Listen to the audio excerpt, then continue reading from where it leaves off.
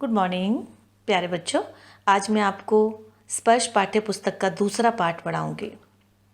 पाठ 2 पद, जिसके कवयित्री मीराबाई जी हैं, जिनका जन्म जोधपुर चौकड़ी गांव में हुआ था।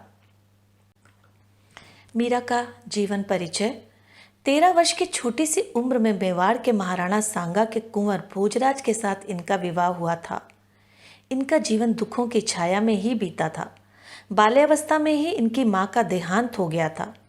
विवाह के लिए कुछ साल बाद ही पहले पति, फिर पिता और एक युद्ध के दौरान श्वशुर का भी देहांत हो गया। मीराबाई का कृष्ण भक्ति में नाचना और गाना राज परिवार को अच्छा नहीं लगा। उन्होंने कई बार उन्हें विष देकर मारने की कोशिश की। मीरा पारिवारिक संतापों से मुक्ति के लिए अपना घर द्वार छोड़कर वृंदावन चली गई। विषय एक दृष्टि में। प्रस्तुत पाठ मीरा के आराध्य कृष्ण को संबोधित है। मीरा के आराध्य श्री कृष्ण कहीं निर्मोही परदेशी जोगी के रूप में, कहीं साकार गोपी वल्लभ श्री कृष्ण के रूप में, तो कहीं निराकार ब्रह्म के रूप में निरूपित हैं।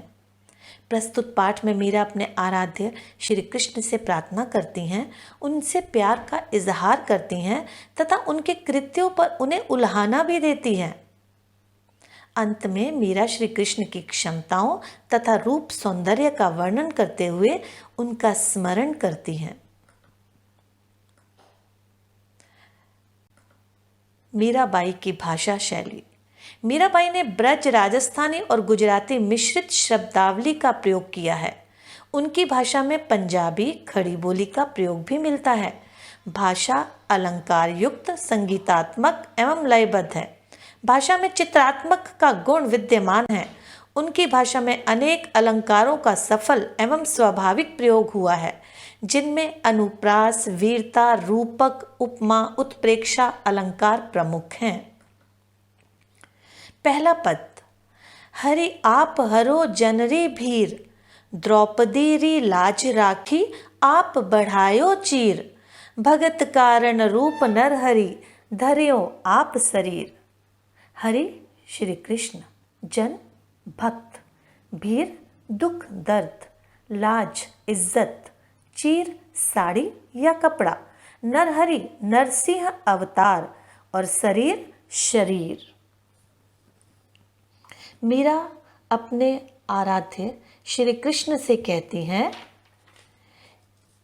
हे भगवान, हे भगवान, आप हरो जनरी भीर, आप ही अपनी इस दासी की पीड़ा को हरें।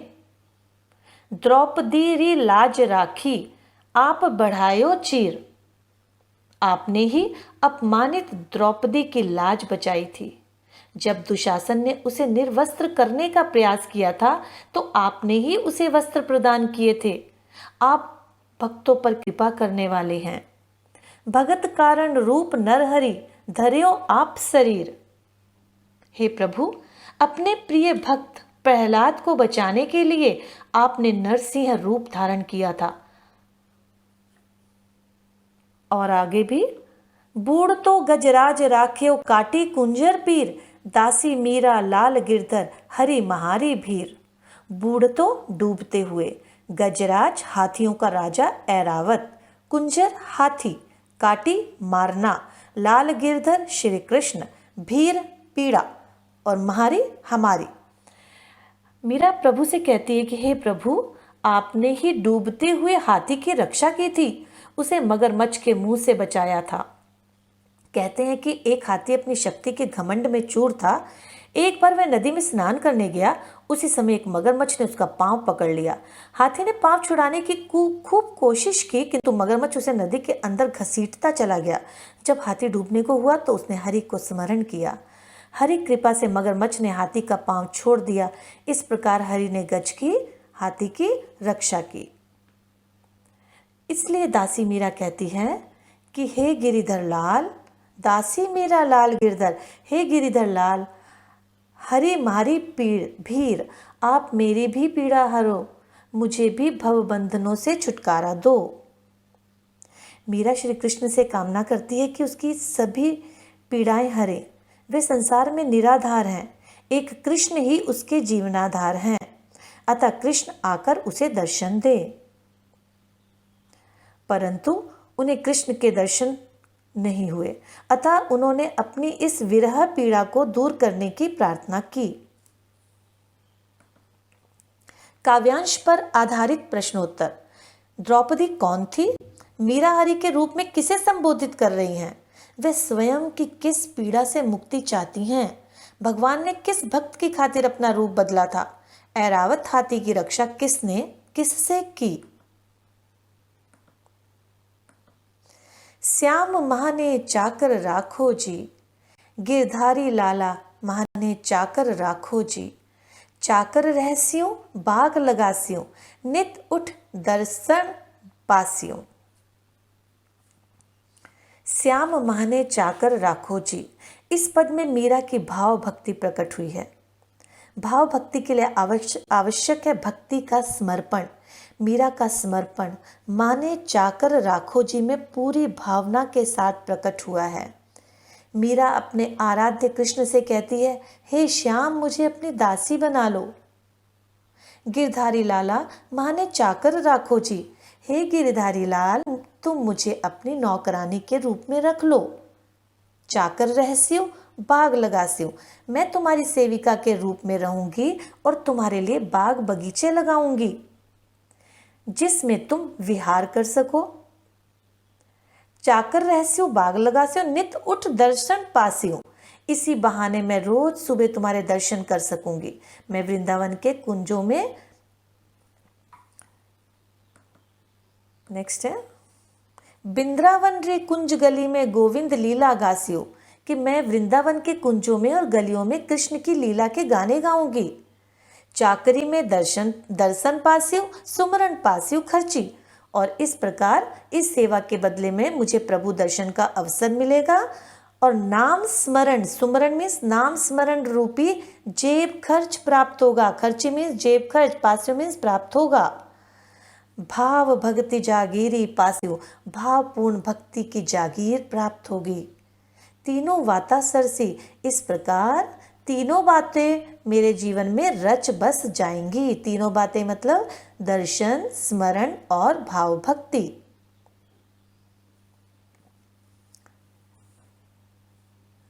नेक्स्ट है काव्यांश पर आधारित प्रश्नोत्तर। मीरा किसके चाकर बनना चाहती है? सुमरन पास्यु खर्ची का क्या अर्थ है? कृष्ण की दासी बनकर मीरा को क्या उपलब्धि होगी? चाकर के रूप में मीरा की दिनचर्या क्या होगी? तीनों बाता सरसी का क्या आशय है? मोर मुकुट पीतांबर सोहे, गल वैजंती माला, बिंद्रावन में धेनु चरावे मोहन मुरली वाला। श्री कृष्ण के रूप सौंदर्य का वर्णन करती हुई मीरा कहती है, मेरे प्रभु कृष्ण के माथे पर मोर पंखों का बना हुआ मुकुट सुशोभित है। पीतांबर, तन पर पीले वस्त्र सुशोभित हैं। पीतांबर मतलब पीले वस्त्र। गल वैजंती माला, गले में वन फूलों की माला शोभायमान है। बिंद्रावन में धेनु चरावे, मेरा वह मोहन वृंदावन में गायें चराता है। धेनु मीन्स गायें। मोहन मुरली वाला, और मधुर मुरली बजाता है। ऊंचा ऊंचा महल बनावम, बिच बिच राखूं बारी, सावरिया रा दर्शन पास्यू, पहर कुसुम्बी साड़ी। मीराबाई कहती है कि मैं वृंदावन में अपने प्रभु के लिए बहुत ऊंचा महल बनाऊंगी। बिच बिच राखू बारी, और मैं उस महल के आंगन के बीच बीच में सुंदर फूलों से सजी हुई फुलवारी बनाऊंगी। सावरिया रा दर्शन पास्यू, फिर मैं स्वयं पहर कुसुम्बी साड़ी, फिर मैं स्वयं केसरिया रंग की साड़ी पहनकर अपने सांवले प्रभु के दर्शन पाऊंगी। मीरा प्रभु से निवेदन करती है, आधी रात प्रभु दर्शन दीजियो जमुना जी रे तीरा, मीरा रा प्रभु गिरधर नागर हिवड़ो घणो अधीरा। कि मीरा प्रभु से निवेदन करती है कि हे प्रभु, तुम आधी रात के समय मुझे यमुना जी के किनारे अपने दर्शन देने आना। क्योंकि मीरा जानती है कि कृष्ण को यमुना का किनारा बहुत प्रिय है। उन्होंने यही गोपियों के संग यही गोपियों के संग रास रचाया था, अतः वह स्वयं भी उनकी गोपी या राधिका बनकर इसी प्रेम स्थल पर उनसे मिलना चाहती है ताकि उनका प्रेम पा सके।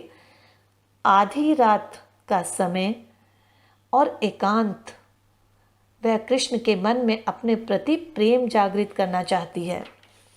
मीरा रा प्रभु गिरधर नागर हिवड़ो घणो अधीरा। मीरा कहती है कि हे प्रभु, तुम आधी रात के समय मुझे यमुना जी के किनारे अपने दर्शन देने आना। हे गिरधर, हे चतुर नटखट कृष्ण, मेरा मन तुमसे मिलने के लिए बहुत अधिक व्याकुल है।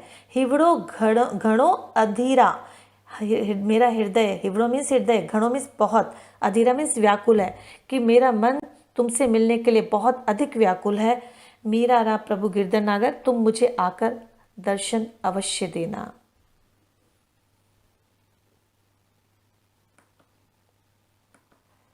काव्यांश पर आधारित प्रश्नोत्तर। उपर्युक्त पद में कृष्ण का कौन कौन सा नाम प्रयुक्त है तथा उनके गले में किस फूल की माला शोभायमान है?